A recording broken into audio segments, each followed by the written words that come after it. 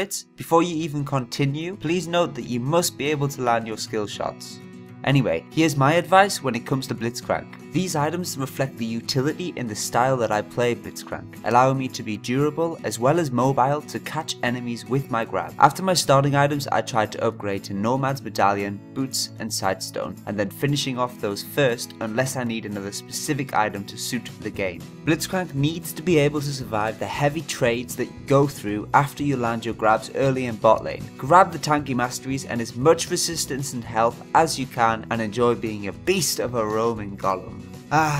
Rocket grab. Blitzcrank's Q. Go and practice your skill shots, sleep and repeat. The more you practice these, the more you'll land. I recommend that you use it to invade, grab preferably when you have vision, early when the enemy bot lane is alone, stealing jungle buffs, and generally being a badass robot. I'd recommend that you learn how to land hooks using Smartcast. Be looking for gaps in the minion waves to hook, or another trick, try it right before an enemy minion is about to die. Hook is also an incredible spell because of the fear factor it has. As a player, we're always scared of Blitzcrank's kit, and when you're playing him, you can use this to torment enemies by running your character at them to scare them backwards. If your hook is on cooldown and you missed it, back off, and if required, use E to engage, but do not continue any more fighting. My only tip when aiming is to feel the grabs instead of fixating on the time when it's right to cast it.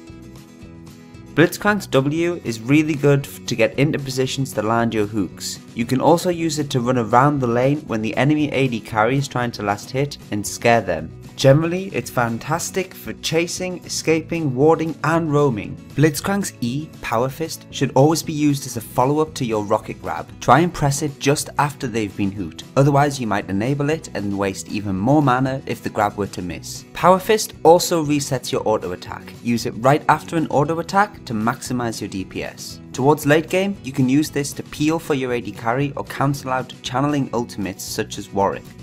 Blitzcrank's R is Static Field. Use it when you wish to push as it weakens the minion wave ready for your AD carry to last hit the minions. When laning, avoid standing near minions to prevent the passive from pushing your line. The more targets the ultimate hits, the better. However, it is best used to silence enemies and interrupt dangerous enemy spells.